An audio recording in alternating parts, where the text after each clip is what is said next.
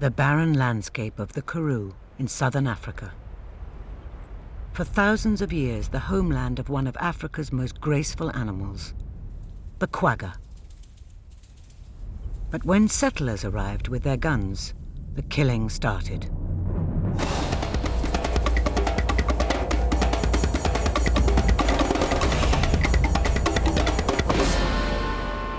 In a few short years, this gentle creature was shot into extinction.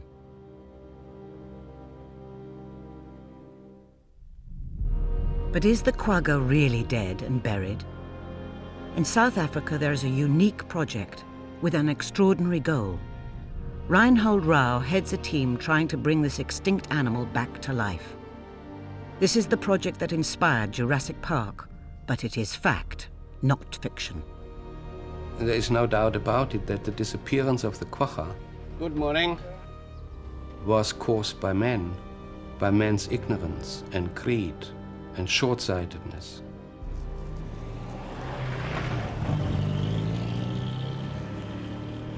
If there is a chance of reversing this mistake which was made, then we must do it. It is our moral duty. 150 years ago, there were quaggas not only on the plains of Africa, but also in the grounds of Knowsley Hall, Lancashire. But what exactly was a quagga? David Barnaby, writer and friend of Reinhold's, has spent years finding out everything he can about this unusual animal and its tragic history. Some things come along and they just strike a chord now again. They just set off a magic frisson. And the quagga did that to me, and I had to explore what went on. There is a certain fascination about things that we've destroyed, and I suppose it's combined with a normal and very common interest in wildlife. Last century, colonialists began sending back to Britain some of the weird and wonderful animals they discovered.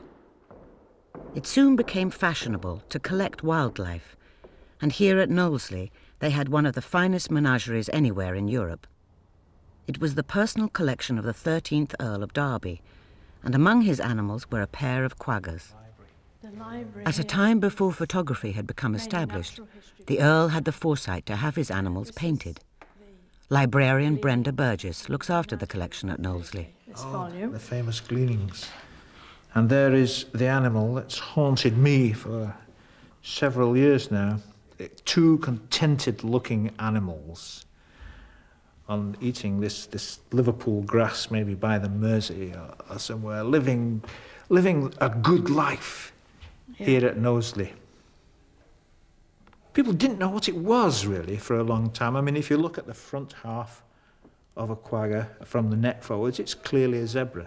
But if we look at the back half, this one has no stripes at all, which made people think of domestic horses. The destruction of quaggas was swift and total. They were slaughtered in their millions to make everyday objects.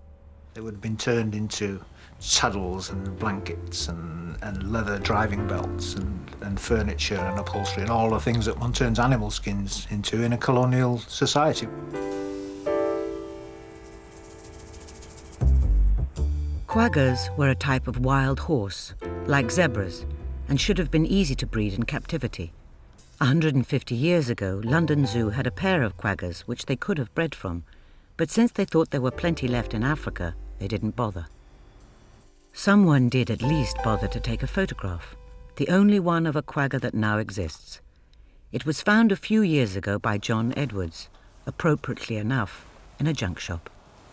This is just before she died. She died in 1872, and when these were taken, she'd been in the zoo for almost 20 years. So she wasn't exactly in the first flush of youth. That is such a fortunate photograph, isn't it? There we have the whole profile, the whole body length, showing all the characteristics of the quagga. It will always be a moving photograph, really. This animal looks at us out of extinction, as it were. It was taken by a man called Frederick York in 1870.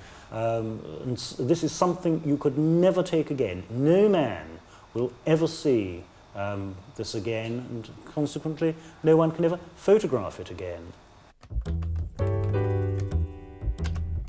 The quagga went extinct. Fact. The significance of that photograph cannot be too much diminished. We'll never see a photograph like this again. We'll never see an old quagga again. But there will be quaggas eventually which will behave and eat and so on exactly like those old quaggas. In South Africa, they're a long way down the road to doing the seemingly impossible, rebreeding the quagga. The story of the Quagga project begins 30 years ago, here beneath Table Mountain in Cape Town. Reinhold Rau is the head taxidermist at the South Africa Museum. Over the years, he has worked on hundreds of animals. Today, it's the skin of a zebra foal, which died a few days after it was born. In the quagga world, he's undoubtedly president, the king. He knows, he's a world quagga authority. It was in the 1960s that Reinhold first stumbled across a quagga. You want the ordinary needle? I knew that there was this extinct zebra of South Africa named the Quagga.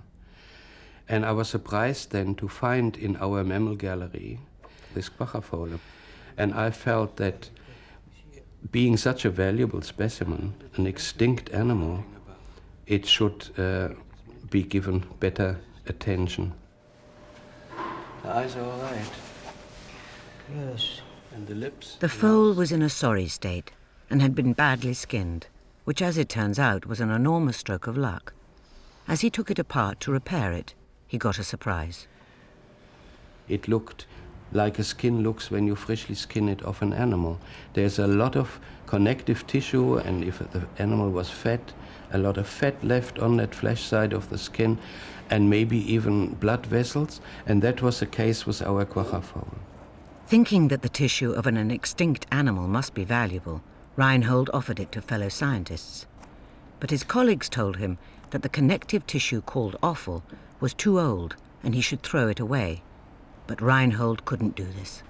Although it's offal, it is of an extinct animal and it ought to be kept, and I kept it. He put the quagga tissue away in a drawer at the museum for over 10 years.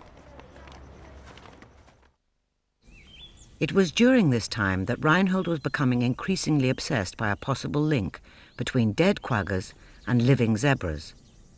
Always a keen naturalist, he started looking at zebras with a fresh eye. The zebra is common throughout eastern and southern Africa, but most look nothing like quaggas, and few scientists thought there was any direct link.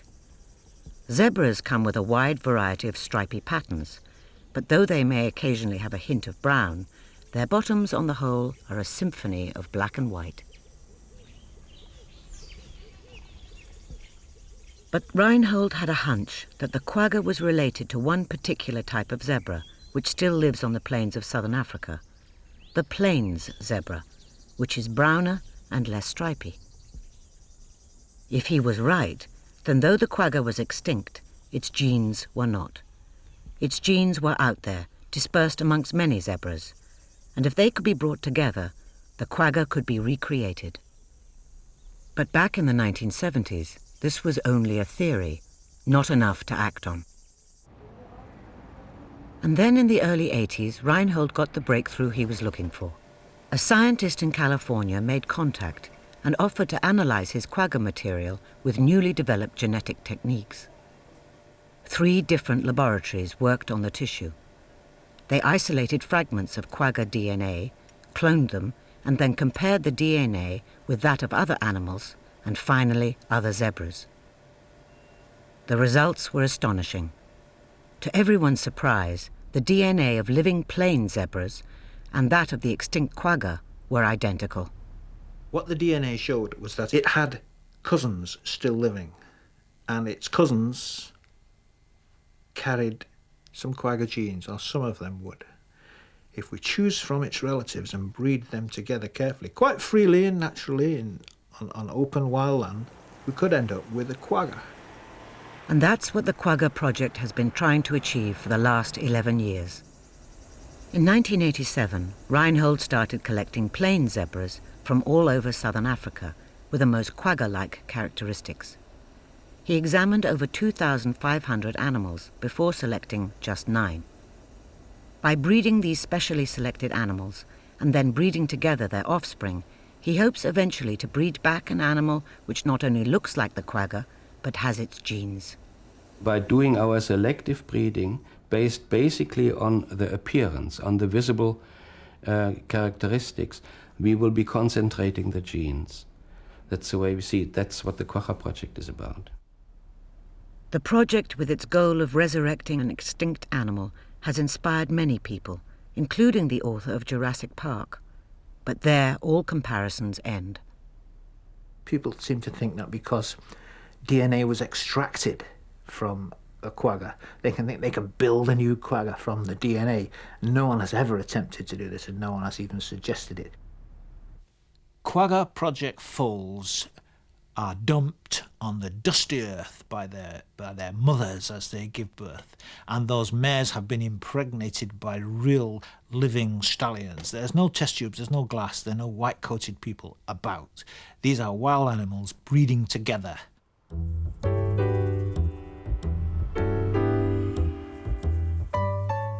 David has been invited back to Cape Town to meet some of the new animals and to take part in a hugely significant event.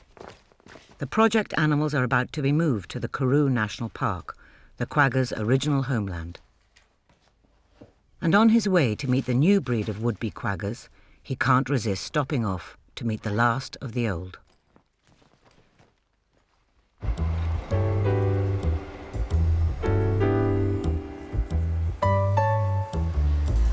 Amsterdam is special most of all because the last quagga ever to live on the face of the earth died in Amsterdam Zoo.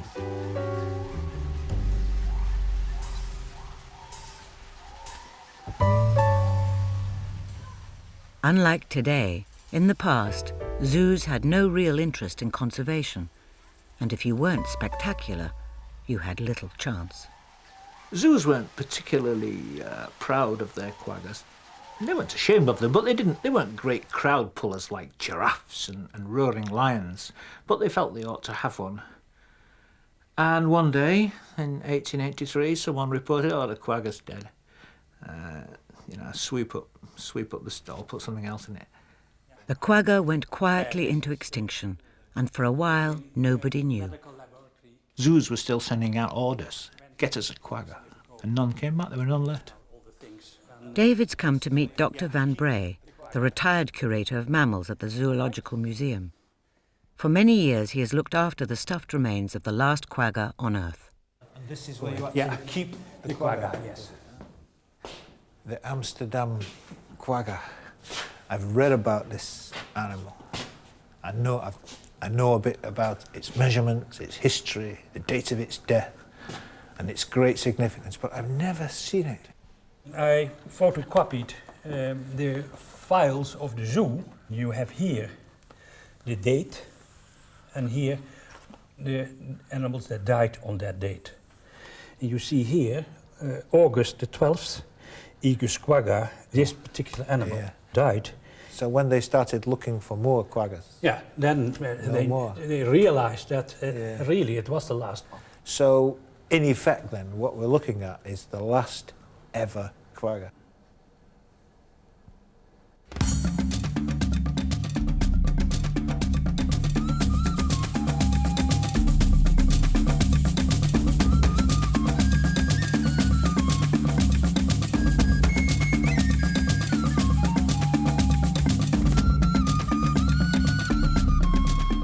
First of all, in quite simple terms, I'll be glad to see Reinhold again. I'll be glad to hear his enthusiasms. And it's 2 years since I've seen him.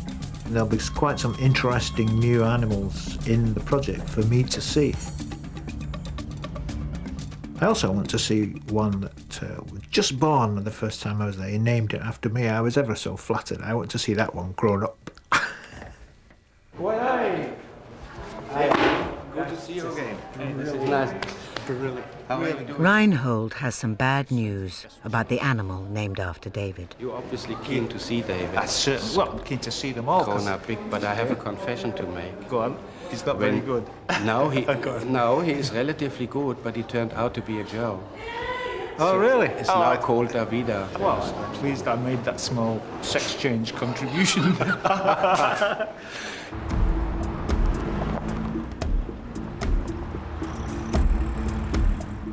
The Quagga project has been growing rapidly. What started as just 9 animals is now 53. Was the one foal so far born? The project is scientifically respectable, but they receive no public funding. So they breed and rear the animals where they can obtain free use of land, not always in ideal locations.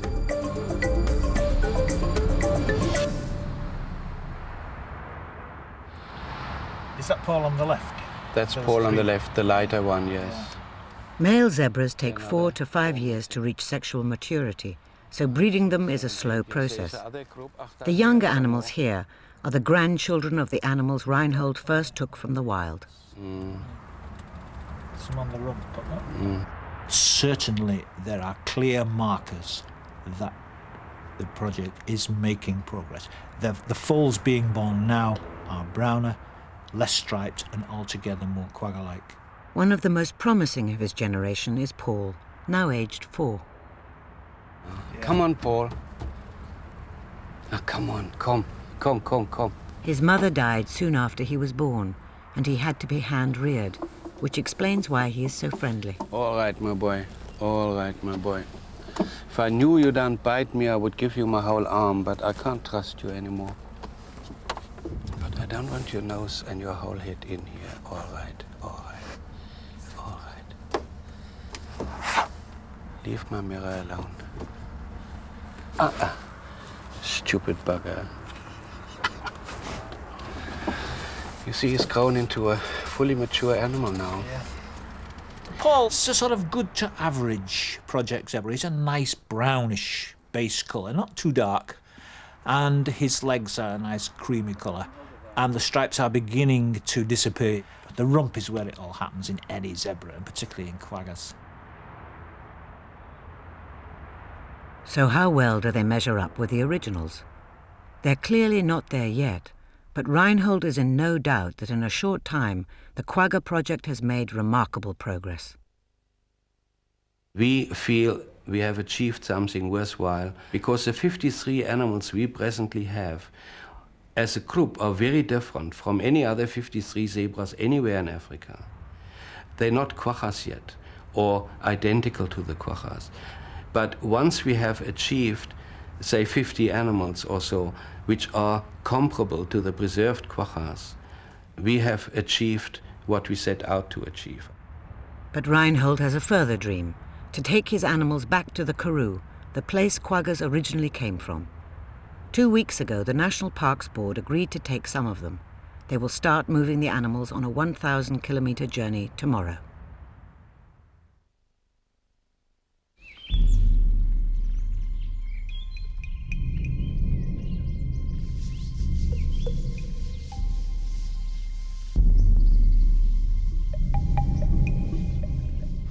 Moving the animals will not be easy.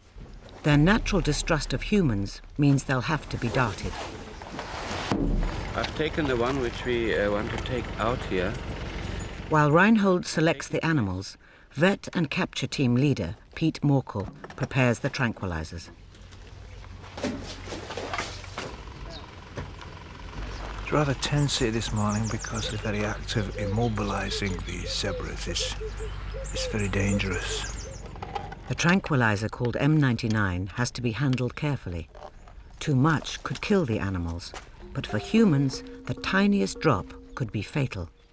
An antidote is always on hand.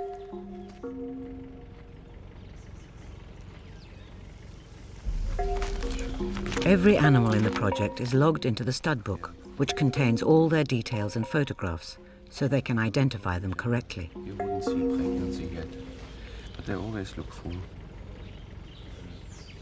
He's a very worried man this morning. He's also very fond of these animals. He knows each one individually. And to see them put immobilised, put in a truck and taken on a long journey to somewhere which will be better for everybody in the end. But it's a very worrying morning for him. All that is left is for Pete Morkel to check his aim.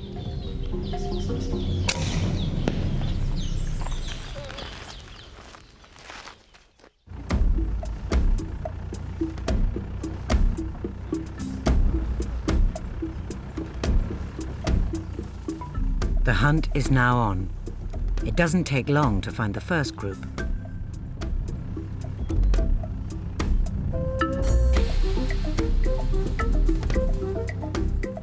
The pale-coloured animals merge into the long grass.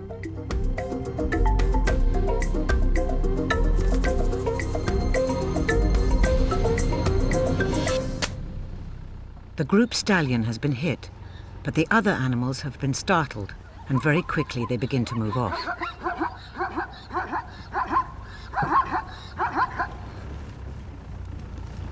Although the darted animal will fall fairly quickly, it will take some minutes for the others to calm down, giving the vets the chance to dart a second animal.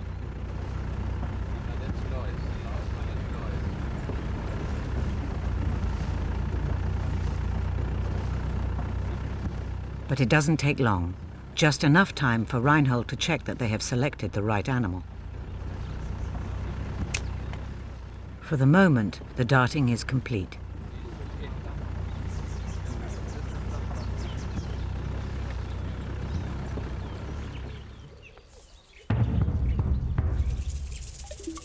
With 3 animals on the ground, the team must act quickly.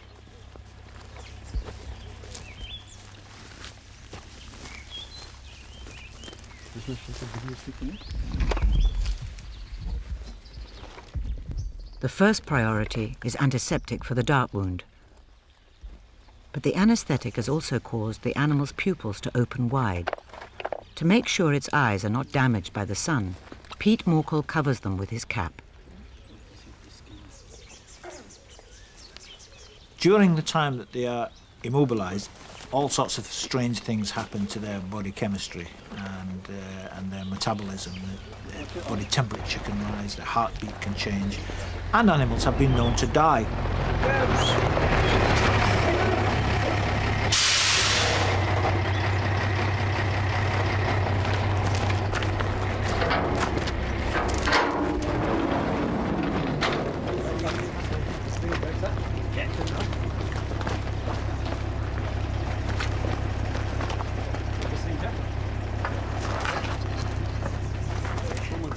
Moving an animal this size is no easy job.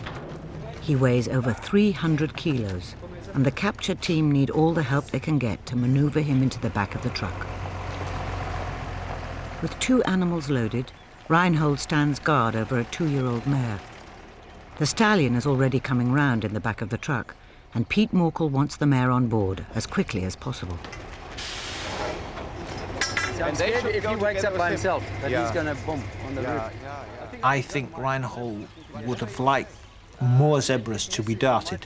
At this moment, 3 have gone down, and Pete Morkel, the vet in charge, says these 3 must now go because speed is the essence.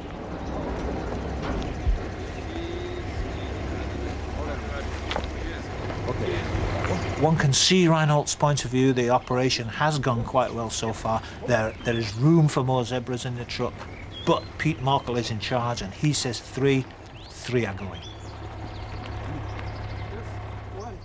Although anaesthetised, the mare is aware of her surroundings. The less time that it spends tranquilised, the better. If it were to spend a long time tranquilised, it would probably die. Once the zebra is inside the truck, then Pete Morkel, the vet-in-chief, gets in after it as quickly as possible in order to bring it round.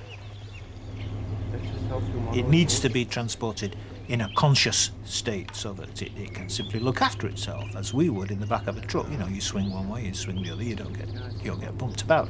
Whereas an unconscious animal is open to all these hazards. Within seconds, she will be on her feet and the team on their way.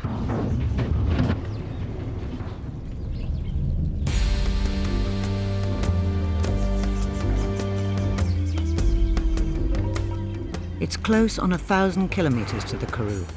It's an uncomfortable journey in the heat of the African sun, but the roads are good and they make excellent progress.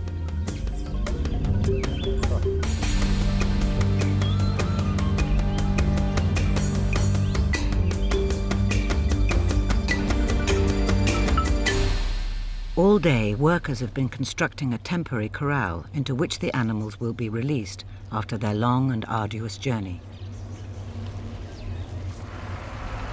5 hours after leaving Elandsberg, it's the final part of the journey, and all Reinhold and David can do is stand back and wait.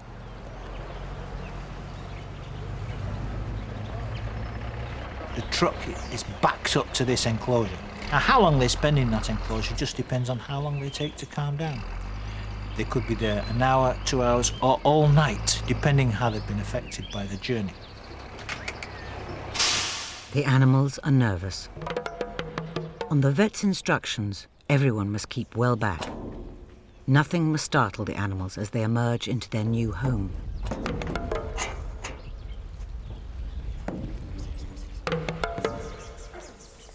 Yeah. Good gracious, there's too much at risk to take any chances. Yeah, exactly. And then they are out.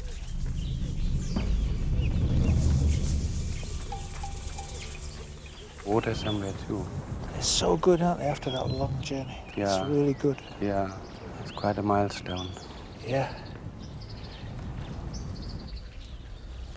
I think it's gone quite well. I'm backed up to the offloading ramp, opened up the doors, and yeah, very quiet, very relaxed, no problems. Within 45 minutes, the animals are relaxed enough to consider releasing them into the freedom of the park. Other project animals will join them over the next few days. Quagga's coming home is a good phrase, actually, to describe this moment. It is a moment of great privilege to see these animals step onto this dusty earth again, where they have not stepped for many, many years. It is a historically significant, emotional moment. And of all the animals that should be introduced onto that land, the Quagga Project zebras are probably the most suitable of all existing animals to be there, and now they are there. The Quagga Project animals are unique, so though they have the freedom of the Karoo National Park, they will only breed within their group. But when does Reinhold feel they will have really achieved success? It cannot be foreseen when an animal which matches the one or other of the preserved quaggas will be born. It could happen any day. It might also take still a few decades, but it will happen. Nobody believes we can ever put right the extinction of a species. But the Quagga Project, perhaps, is a small contribution.